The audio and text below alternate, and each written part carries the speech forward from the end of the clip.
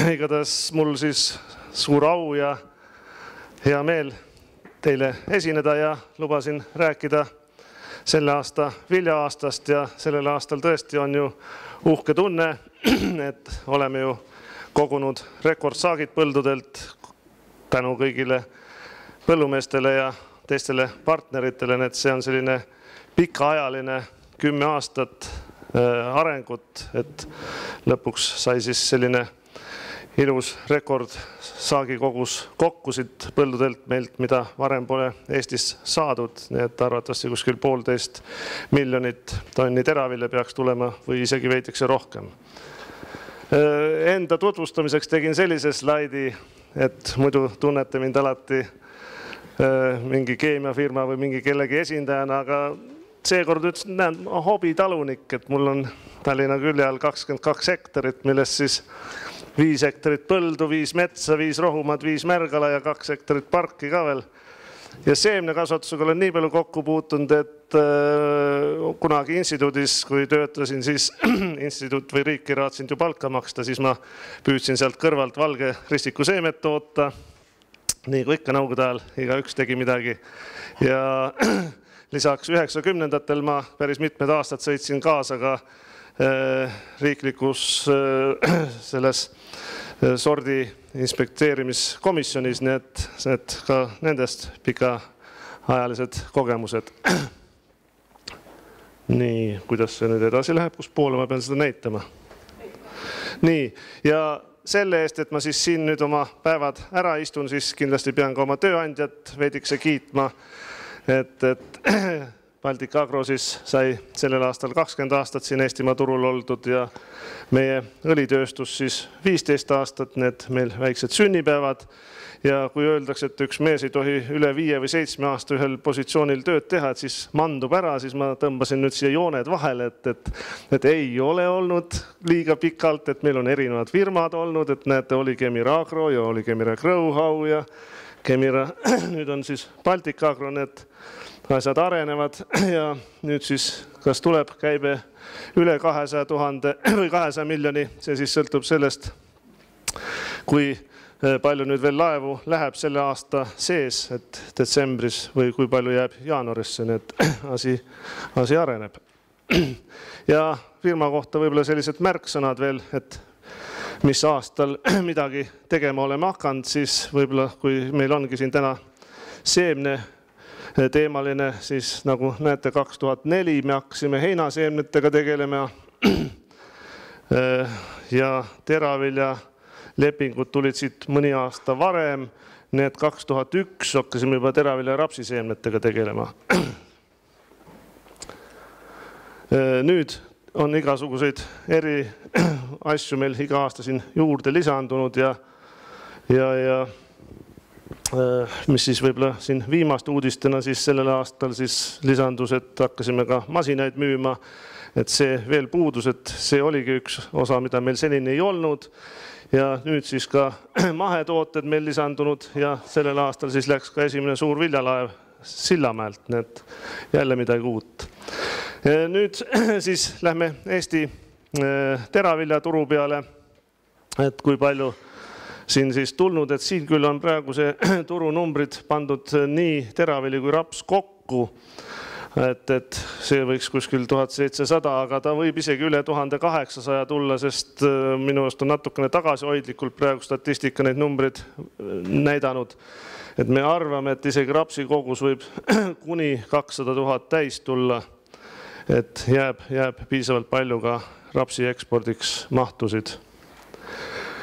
Siin, kui nüüd on need samad tulbad siis aastati rivisse pandud, siis näete, tõus on stabiilne ja nagu ma ennem ütlesin, et aastal siis 2005 me tegime üldse esimese vilja ekspordi, see oli üks süke mõne tuhandene laev Hispaaniasse, siis aastal 2011 läks siis esimene suur laev ja sellest alates on stabiilselt ikkagi meil saagid tõusnud, kogu toodangud ja siin ka Baltic Agro numbrid juures siis, et kuskil 40% umbes siis kogu sellest viljakaubandusest on siis läbi meie käinud, et kaunis suured kogused ja kaunis suur logistika, nii et tahan just seda sama rõhutada, et meie üksinda ei oleks seda kindlasti suutnud teha, et see on ikkagi aastatega nagu nüüd juba sisse õpitud rada, et kus hoiustada,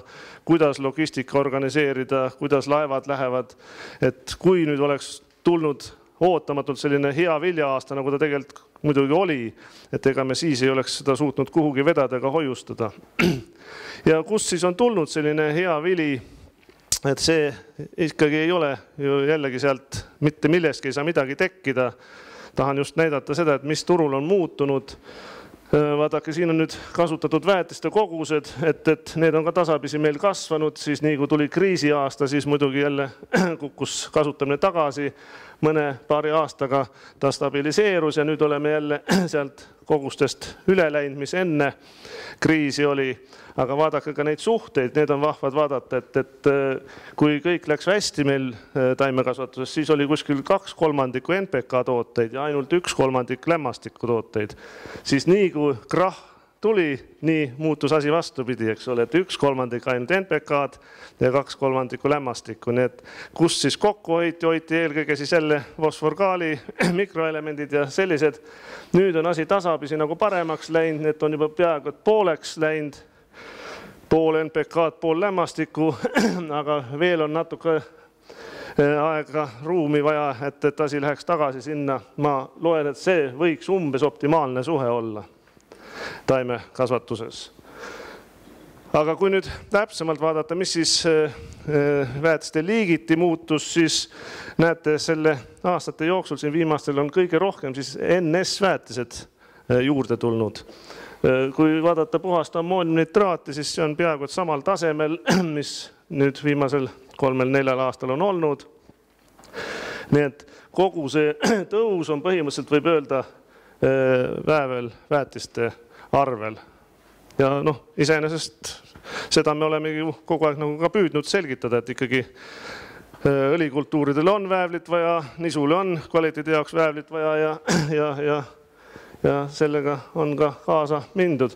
Aga et nüüd näha, kus me siis tegelikult oleme nende väetiste kasutamisega, siis ma võtsin selle pikem ajarea siia. Nii et vaadake, tegelikult meie kogused, mida me siin täna kasutame, on need samad, mida kasutati 1960 umbes. Nii et kui nüüd keskkonnamehed või keegi tulevad teid süüdistama, et te olete kahekordistunud aastast 1995 näiteks väetiste koguseid, siis näidake neid koguseid, mis kasutati 50-ndatel või 60-ndatel ja mis siis oli vahepeal, et kus see optimum võiks olla. Võib-olla see optimum võikski siin olla. See tähendab seda, et 20 aastat meil käis kõva üleväetamine, aga see oligi ainult 20 aastat. Nüüd me oleme 20 aastat alaväetanud, tähendab me viime saagiga rohkem ära, kui väetistega tagasi anname ja arvatavasti mingi fosfor siit on veel ka täna seal põldudel kasutada. Mis veel on muutunud, mis on selle hea saagi taga, siis tõin välja ka selle biostimulaatorite ja leheväetiste kasutamise, et ma ei näidanud võib-olla neid asju nii põhjalikult ei hakka seletama, mis on stabiilselt, aga need asjad on tõesti läinud kohe mitmekordselt suuremaks, et see on iseenesest väga hea näitaja, et sellega ikkagi efektiivistada seda tava muu väetise kasutamist ja tehtud kulutusi, võtta sealt ikkagi see kõige maksimaalsem efektiivsus põllult välja. Kuna meil on seemnete koosolek, siis tõin ka seemned siia välja, et jällegi stabiilselt sertifitseeritud seemnete kasv oli kuni siia selle 2008. aastani, siis jällegi nii nagu ka väetistega, kust kokku hoiti eelkõige seemnetest kokku. Minu numbrid näitavad natuke suuremaid numbreid kui siin eile Oopkaubi omad, nii et ma mingi pärast usun, et need on reaalsemad, kuna need on meie enda müüdud seemnekogused.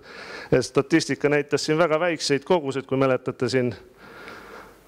Aga kindlasti kukkumine oli ja nüüd tänaseks oleme jälle kaunis ilusti kasvanud ja arvata võib, et ka aasta 2015 oli meil kuskil 20 000 tonni ringi kui keegi oskab täpsemalt öelda, siis miks mitte.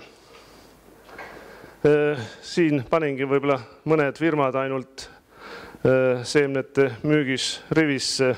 Kindlasti need ei ole ainsad, turul on ju veel seemnete müüjaid, aga ma seda tean täpselt, et meil juba ainuüksi endil oli üle 10 000 tonni ja see samagi tõus siin võrreldes eelmise aastaga on kaunis märgatav. Nii et eks sealt sellest sertseemnest ka üks põhjus, miks need viljasaagid nii hästi on tõusnud, et mitte ainult vanajumal üksinda ei ole kaasa aidanud. Heinaseemnete kohta tegin ka ühe koogi või kasutan näitan teile õigemini. See on ka jälle kaunis hinnanguline selline kook, aga enam-vähem ta vast niimoodi võiks olla, et mitte võib-olla kilo või tonni täpsusega, aga lihtsalt suhtes, et kes meil heinaseemneid Eestis müüvad ja ma ei tea, kas see kogus kuskil 600 tonni ringis võiks olla või eks siis selle üle võib täpsemalt vaielda. Ja siin nüüd kõik need graafikud ühel slaidil koos, need näete, kui teravili on kasvanud või langenud ja sellel aastal nüüd kahjuks mul seda 15 ei olnudki, siin ta läks veel ilusti edasi, siis kõik need tulbad samamoodi läksid samas joones. Need, mis on põhjus, mis on tagajärg. Need kindlasti hea saak oli ka selle tagajärg, et me rohkem panustasime nii väetistesse, seemnesse, taimekaitsesse ja aitasime ise kaasa ja aitas ka muidugi hea ilm. Headest kogemustest on sellel aastal uhke rääkida ka viljelusvõistlusest. 10 aastat olime teinud ja nüüd siis 11. Et tuli ligi või täpselt 40 võistlejat, see oli ka üllatus, et senini meil oli natuke üle 20 oli maksimumarv, kes soovisid enda põlde näidata, aga seekord jah, me lausa pidime piirama seda osalejate põldude arvu, sest üle 90 põllu registreeriti, me ei jõua neid läbi käia ja siis panime piiri ette, et igaüks saab ainult ühe põlluga, no mõni sai 2 ka. Ja tuligi siis 6 senist viljelusvõistluse rekordit, et need tulemused on juba ajakirjandusest läbi käinud ja nädal tagasi sai ka lõpukonverents ära peetud. Et Margus Lepp siis eelmise aasta taimekasvataja tiitli saanud mees, siis tegi nagu 2 sellist rekordit. Talirapsiga see 6,9, mis siis on Guinessi rekordist 102%. Need kahjuks me ei teadnud, et ta selle ületas, me ei osanud seda fikseerida, reeglite päraselt kutsuda komisjoni kokku ja seal peab täpselt 8 või vähemalt 8 hektarit koristama komisjoni juuresolekul ja üle kaaluma. Et kui me seda oleks teadnud, et ta selle ületab, siis me kindlasti oleks seda teinud. Selle saime alles pärast teada. Et sellel suvel siis Inglismaalt 6,7 fikseeriti siis kõrgem Guinessi rekord. Inglismaal oli ka 7,2 üks mees koristanud, aga see oli siis samamoodi selline mitteametlik, et ta ei suut ka komisjoni sinna kohale kutsuda õigel ajal. Ja nüüd need rapsikasvatajad kõik siin rivis, need näete 15-16 põldu kokku ja vaadake, kui me siin mõni aasta tagasi panime eriauhinna välja, kes esimesena 5 tonni rapsi saaks hektarilt, siis seekord lausa ju 15 rapsi üle 5 tonni ja nendest siis lausa 3 tükki veel üle 6 tonni. Need rapsi sordiaretajad ja muud tehnoloogia aretajad, kõik on ikkagi tublisti teinud, et see, mis siin oli vanasti meil alla 2 tonni tasuvuse piiril kasvatasime seda suvirapsi, siis ikkagi see, et ta nüüd on asendunud talirapsiga, sellel aastal oli ju esimest korda talirapsi pind suurem kui suvirapsi pind. Et see tõi ikkagi rapsi meile kõige tulukamaks kultuuriks ja me tõime siin ka need rahalised näitajad välja, neid näitan siis ka, et ka need kes siin üle 6 said, need olid ju senini kehtivast, Guinessi rekord oligi 6,2. Need ka kõik 3 meest ületasid siis selle aasta suveni kehtivat Guinessi rekordit. Ja 6 põldu ületasid senist Eesti rekordit, mis oli meil 5,6. Need super rapsisaagid. Ka rüpsiga muidugi super tulemus, kui senini rüpsisaagid ikkagi on jäänud sinna 1,5 ja 2 tonni vahele, napilt peenseeme. Me vahepeal juba olime nii pettunud selles rüpsis, et kehtestame talle eraldi hinna, kuna seeme on nii peen ja vilets, et ei kõlbagi tooraineks, siis ta ikkagi nüüd rehabiliteerib ennast see rüps selliste heade saakidega ja tal on ikka kindel koht seal juuli teine nädal või teine pool, et teha selle korralik tooraine tagada just selleks juuli teiseks pooleks. Et 3,6 eemalt algul sõites ikkagi lausa pettis ära, et see taim oli nii tugev ja jäme, nagu oleks olnud rapsitaim. Rukkis 10,3 senini meil ühtki teravilja üle 10 ei olnud, et see nüüd tuli siis Vitsjärve põlduri Tanel Tõrvandi põllult välja. Rukkid olid kõik väga ilusad, need mina suvel seal käies arvasin, et see on seal 10 piiril, aga ega seal teised ka palju puudu ei jäänud. Need samad neiud varrakud, mõlemal oli väga uhked silma järgi, sama ilusad, aga jäid üle või on veidi napilt alla 10 ja muidugi ka siis Halinga, Argo Lääts 9,8. Et teate ju Halinga majanduslikku olukorda, põhimõtteliselt nad mitte midagi endale sisse osta ei saanud, kasutasid ainult sõnnikut ja ainuke põld siis, kuhu ta mineraalväetist endal sai lubada, oligi siis see põld. Need sellistes tingimustes ikkagi, ma selle peale siis küsisin ka, et mis te üldse enda loomadega siis mängite, et kui te oskate nii hästi vilja kasutada, et ta võitiski tulukuse ära rukkiga siia Halinga, need kasutas vähe sisendeid ja väga super tulemus. Ja see ei olnud ju juhus, ta sai ka eelmine aasta umbes sama hea saagi seal. Need oskab kasvatada rukkist.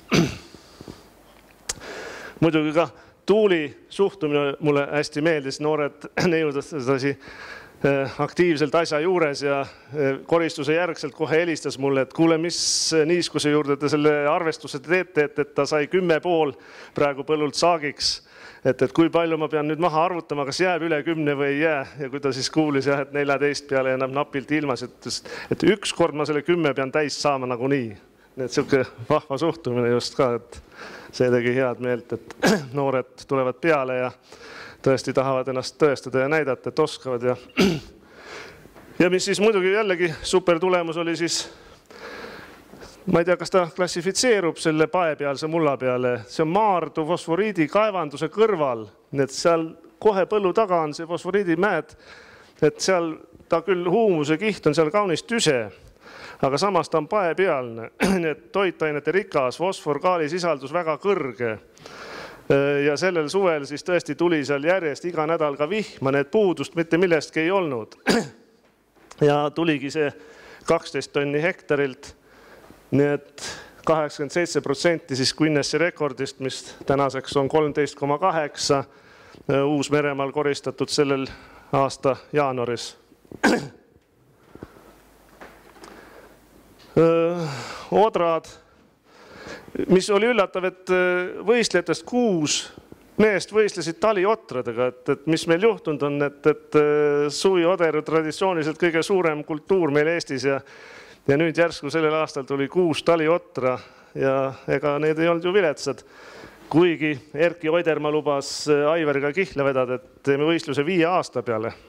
Et vaatame, kuidas siis tulemus on, et Erki lubab, et ta siis lööb stabiilsusega, et Aivar saab võib-olla 1 aastal selle 12, aga teisel aastal jääb hoopis ilma, et vaatame, kas nad siis teevad 5 aasta peale konkursi. Ja muidugi Saaremaa nüüd siis Toomas Tänav, näete, sai parima suviodra siin meie võistluse käigus seekord. Margus Lepp siis nagu jutt oli, sai 2 võitu, teine tuli tal siis nisuga ja see ei tulnud niisama. Jällegi, ma tahan seda kogu aeg rõhutada, et peaaktsionär on väga oluline, aga mees peab ka taga olema, et ta käis, mis lugesime kokku 15 korda põllul või oli või? Need tõesti iga nädal võib-olla 2 korda siis midagi jälle juurde timmimas ja mis tal just põhiline oli, mis mulle see meeldis kõige rohkem tema juures, et ta ka eelmine aasta sai 10 tonni peaaegu et täis. Tal põllul oligi tegelikult see üle 10-tonnine saak, aga see arvestuskombain läks tal põldu sisse ja sõitis metsani välja, kus oli metssea kahjustus, nii et lihtsalt see läks nagu saagi arvestusest välja, nii et me ei vali kunagi põllul välja ilusamat kohta, vaid lihtsalt kombain läheb diagonaalis läbi ja sattus sinna metssea kahjustusele peale. Ja mis siis eelmine aasta oli, selle 10-tonnise juures oli tal 10%-ne napilt üle 10% proteiini. Et täielik ebaõnnestumine kvaliteedis ja sellel aastal ta just püüdis spetsiaalselt erinevate pealtväetamistega kvaliteeti tagada. Ma räägin kvaliteedist veel järgmises slaidis, aga tahtsin ka näidata teisi, et ta polnud ainus, see ei olnud juhus, et ka Sadala, näete, sai üle 10-tonnise saagi, Valderex, siin ligi 10-tonnine saak, Harjumaa, Raplamaa, Rutt Kaeval, need üle Eesti igalt poolt. See ei ole nii, et näed, seal on head mullad, seal on halvad, et näed, et ajame siin mingi piirkonna või mulla süüks või heaks. Et super sellised 8-9 tonnised nisud pead igalt poolt. Mida siit veel? Läheme edasi. Ahah, tulukuse poolest. Me ju ei võistle ainult mitte maksimum saagi peale, vaid ka maksimum tulu peale.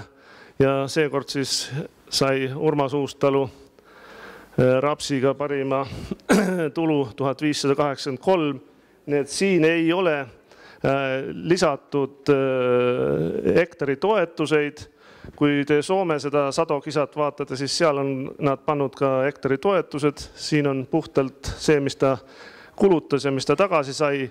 Ja hinnad on võetud, ütleme, septembrikuised hinnad, mis on tegelikult ju turul kõige madalamad. Ja sisseostu hinnad on võetud need jaehinnad, mis on internetis üleval seal hinnakirjas. Need üldjuhul kindlasti need tulukused on palju paremad. Me saatsime ka need Exceli tabelid igale põllumehele endale, ta saab nüüd ära vahetada need tegelikult hinnad, millega ta tegelikult ostis selle sisendi sisse ja millega ta tegelikult müüs välja vilja. Et me ei taha võrrelda kauplemisosavust, me tahame võrrelda kultuuride ja tehnoloogiate võrdlust. Et siin ongi nüüd need kultuuride kaupa välja toodud, et näete, esimesed 15 olid tegelikult kõik rapsid. Ma ei saanudki kõiki siia kirjutada, esimesed 10 panin praegu tabelisse, aga ühegi teise kultuuriga ei tulnud üle 1000 euro hektari kohta, kõik rapsid tulid, talirapsid üle 1000 ja kõik ülejäänud kultuurid jäid siis sinna 300-400 euro ringi, mis kindlasti siis on ka head tulemused, aga nagu ma ütlesin, et ei ole võrreldavad rapsiga, need raps on meil rahakultuur, midagi teha ei ole. Ja näete siin selle 11 aasta rekordtulemusi, siis tõesti pooled tulemused siin, mis mul on uus taha kirjutatud, on uued rekordtulemused sellest aastast ja vanad siis jäidki ainult siis Erki Oiderma nimele ja Urmas Uustalu enda nimel oli see maksimumtulukus, mis oli aastal 2012, kui olid väga head hinnad. Et seda oli selles mõttes raske ületada, kuna tollel aastal oli ju väga kõrge saagi hind. Aga siis Erki aasta põllumees ju, või mitte aasta põllumees, vaid aasta taimekasvataja sellel aastal sai selleks nimetatud messi poolt. Need õiged mehed said selle tiitli. Ma lihtsalt seda tahtsin rõhutada. Nüüd tahtsingi minna selle kvaliteedi juurde, et mis siis ikkagi seal nüüd nisude juures toimus.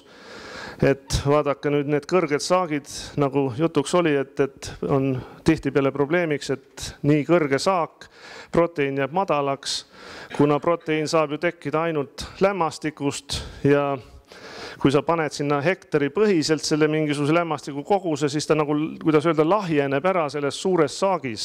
Ja tõesti oli sellel aastal probleem, et kuskil 5% nisudest oli lausa alla 10% proteiiniga. Need puhas söödavili ja madalam hind, aga oli ka 5% selliseid, kellel oli esimene kategooria või üle 14%.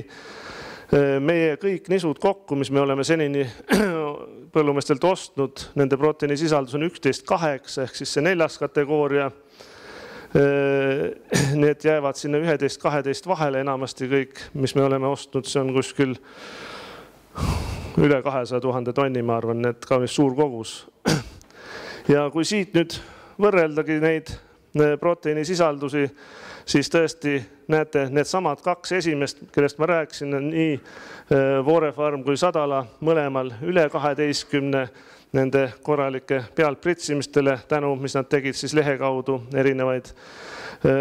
No kellel siin nüüd madalam on, selle võiks välja tuua näiteks Viraito 9,3-ga, samas saak oli tal ka üle 8 ju. Jah, 8,12, eks ole, need supersaagi tulemus ikkagi üle 8 tonni nisu saada, aga samas jah, proteiin ja miks ta siis niimoodi oli, kuna ta tegi vedelsõnniku baasil selle viljeluse, ta sai suhteliselt lihtsate kulutustega, ta pani külvi ette 20 tonni vedelsõnnikut ja pärast kevadel orasele peale 20 tonni ja natukene näpuotsaga ka mineraalväetist, need 120 kilo AN-i, mis tähendab vaevalt 40 kilo lämmastikku ja see 9,3 siis oligi see tulemus, et on võimalik niimoodi 8 tonni saada, aga selge see, et kvaliteedi jaoks sellest lämmastikust ei piisanud. Ja kellel siis langemisarvud siin läksid untsu, siis need olid need, kes jäid oma koristamisega väga hiljaks. Siin näete ka Valdereks, kes väga kõrge saagi sai siin ligi 10, tal jäi sinna koristusvihmade kätte.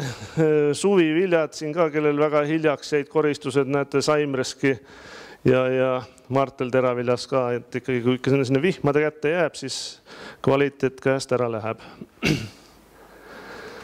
Panin ka ühe sellise slaidi teile siia. See on üks turu-uuringu tulemused. Ma vist võin seda isegi ka öelda, et seal on Jaara tellinud mõni aasta tagasi ja põllumeestelt küsinud, et kust te saate oma uut informatsiooni, kust te õpite midagi. Ja näete, peamine, kellelt siis õpitakse, on kaubamüüjalt, nii et meie võime oma kõrvu liigutada. Internet on üllatavalt kõrge teisel kohal, kust infot saadakse. Põllupäevad, kõik võimalikud viljeluspäevad ja mis me teeme põldudel, eks ole, on natuke 3. kohal. Oma kogemus on 4., teised põllumehed järgmine. Siis on põllumeeste kokkusaamised erinevad. Siis tulevad põllumajanduslikud ajakirjad, siis on väetise tootjad ja nüüd tulevad siis riigiasutused, instituudid, ülikoolid, siis tulevad kõiksugused kataloogid ja näete ka konsultandid on saanud pildile 1%-ga. Ma ei taha mitte nende maha tegemiseks seda näidata, vaid tahan seda näidata, et mida peaks arendama tegelikult, mis võiks olla hoopis kõrgemal kohal. Ja kui veelgi rohkem ennast kiita, siis näitan ka seda slaidi, et millistelt firmadelt siis seda teavet saadakse. Et siin siis Baltic Agro, Scandagra, Oilseed, Kevili, Agrohema, Shetelik ja millise grupi põllumehed siis vastavad, kas siis on taimekasvatajad, kartulikasvatajad, köögiviljakasvatajad või piimatootjad. Tahtsin ka huvi pärast selle slaidi teile siia ette tuua, et see on pool naljaga toodud siin aastast 2002.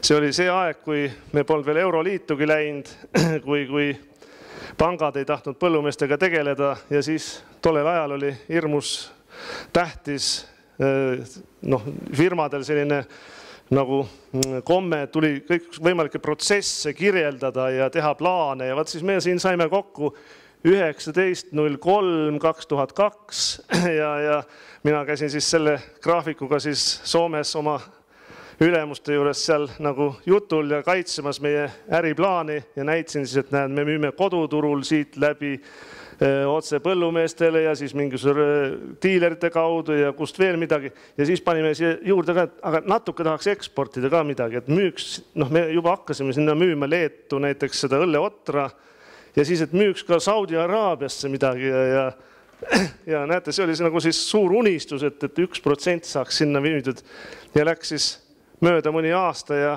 see sai täiesti nagu tõeks, nii et selle minu joonistatud graafiku peale said soomlased kõvasti tookord naerda ja mind pilada, et mis mehed te sellised olete, tahate oma vilja hakata teisel poole maakera müüma, et ärge unistage, et tulge maa peale, aga näete, tegelikult see ongi meie tänane seis, et vahest peabki unistama suurelt. Et enne vaatasime väetiste numbreid, nüüd panin ka saagi numbrid siia pikema aja graafikuga ritta, et aastast 55 hakkasid saagid siis tõusma, siis tuli see kemiseerimisperiood, saak jäi ikkagi samaks 2 tonni ringi, ei sõltunud sellest, et meil siin väetise kogused kasvasid kosmiliseks, kuigi muidugi see statistika võis ka olla nagu ta oli, aga väetise statistika ma usun oli suhteliselt tõene, sest seda pidi ju arvesse võtma, kui palju vaguneid tuli. Ma isegi püüdsin kuskil kunagi arvutada, et Eestisse oleks pidanud tulema aasta ringselt iga päev 1 rongi täis, ma ei mäleta, kas oli 15 vagunit, et seda väetise kogust ära vedada, mis siin kasutati tollel ajal. No jah, ja siis muidugi nüüd lõpuks siis on meil need saagikuse numbrid sealt kännu tagant välja saanud. Et kas nüüd tuleb juba 4 tonni täis, arvata võib, et tuleb ja meil ju tegelikult oli ikkagi mõeldud see teravilja arengukavas aastaks 2020 täis saada, nii et me nüüd juba jällegi ennetasime, olime kõik palju tublimad, ma ei teagi, kas nüüd peab siis tegema uued plaanid, veel kõrgemad või lepime sellega ja tahame, et see jääks vähemalt stabiilseks, et me ei kukuks tagasi sinna 2-3 peale. Ja milline siis see Eesti taimekasvatuse tulevik siis võiks olla? Noh, mina ikkagi alati unistan sellest, et see maaelu arengukava, mis meil on Eestis olemas, et seal siis oleks ka kirjas see, et me oma rahvuslikku ressurssi efektiivsemalt kasutaksime, see sama maavarad, muld, vesi, õhk, kõik millest me siin räägime, et ausalt öelda seda sõna efektiivsus ma sealt maaelu arengukavast ei leia. See on kas kogemata või tahtlikult sealt välja jäetud taga, kus on tööstused, seal on vist 1 või 2 kohas paar sõna selle kohta öeldud, aga see on nagu tabu olnud ja mina ikkagi arvan, et meie taimekasvatustootmine peaks muutuma veelgi efektiivsemaks, me peaks olema rõhutatult selle kvaliteeti parandama ja eksporti suurendama, ka neid numbreid ju tegelikult maaelu arengukavas ei ole. Me kogemata hakkasime vilja eksportima ilma mingi arengukavata. Nüüd kui uus arengukava tehakse, siis võiks need tegelikkuse eluga nagu kokku viia, et näed, on juhtunud, et varsti võib-olla 1 miljon juba vilja välja viime Eestist. Nii et seesama siis, et me oleksime tulukad ka ilma toetusteta, et meie keskmine saagikus oleks siis 4, mul oli see nüüd juba eelmisel aastal tehtud slaid, et see 4 tonni tundubki nüüd natuke juba narr olema eesmärgiks, et paneme siis selle 5,1, mis oli eelmine aasta Euroopa keskmine või vana Euroopa 6,2, siis võiks veel uhkem olla ja et meie vilja ja rapsi eksport võiks ikkagi eesmärgiga kuni 1 miljon tonni olla. Et paar positiivset näidet siis ajakirjandusest, mis siis olid, et eks ole, et müüsime juba aastal 2011 selle esimese suure laeva sinna Saudi Araabiasse ja mis mulle väga meeldis oli see, kui ühes lehes oli ükskord mingis majandusuudistes kirjas, et vilja väljavedu oli oktoobris ekspordi kasvu mootoriks. Nii et see on ju meie kõigi taimekasvatajate unistus, et selliseid uudiseid tuleks igal sügisel, et ka meie oma viljaga suudaksime kogu Eesti eksporti nagu mõjustada ja olla mootoriks, miks mitte. Ja siia siis nüüd näidiseks juurdegi see sama Sillamäel sellel aastal esimene suur laev tehtud, mis siis põhimõtteliselt on võimalik sama suuri laevu teha kui muuga alt. Ja teine hea võrdlus on see, et Soome toodab aastas 4 miljonit tonni teravilja, millest ta ka ekspordib 1 miljoni tonni. Nii et me sellel aastal oleme selle ekspordi kogusega juba peaaegu et Soomele järgi jõudnud. Nii et väga, väga uhke tunne. Ma käisin paar nädalat tagasi Soome viljafoorumil esinemas ja siis sain ka väga hea, mõnusa positiivse emotsiooni sealt seda neile rääkides. Nii et lõpetuseks ka meie siin Künni MM-ilt üks pilt ja väike õlipilt. Need suured tänud kuulamast.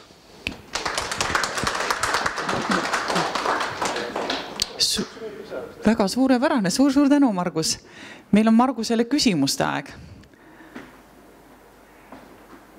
Nii, Lea. Oi, vabandust.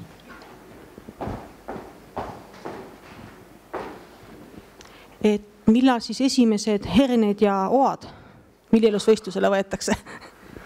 Viljelusvõistlusele me oleme võtnud kultuure vastavalt sellele, kuidas põllumehed on ise nad üles andnud. Nii et kui on olnud vähemalt 3 põldu mingi kultuuriga, siis me olemegi nad osalema pannud ja eelmine aasta me isegi panime ka ju, me saime 3 mahepõldu ka. Meil oli maherukkis oli eelmine aasta võistlusel, jah. Nii et Margus Lepp võitis oma maherukkiga, ma ei mäletaks, oli 3,5 või mis tal oli see saak, või oli 4 isegi. Nii et kui tulevad herne või uakasvatajad, me oleme seda mõelnud, näiteks Lätis ongi, nende Selta lauks ongi ua võistlus ka. 3 kultuuri neil on, talinisu, taliraps ja uba, põlduba. See võib-olla on ka vähe teatud uudis, et me oleme juba eelmisest talvest saati Kosser õli müünud, need läheb Iisraelisse, sobib Iisraeli ja Kosser kvaliteediga, muidugi mitte sisternidega, siis ta läheb juba nende keelsete etikettidega liitlastes pudelites. Aitäh, Margus. Kas on veel miskit? Nii, ma jään siia veel, nii et saab küsida. Siis lähme rõõmuga edasi. Ka Seemneliidu poolt sulle väike mene. Ja siis kuna sina oled veel olnud see pulk küsida,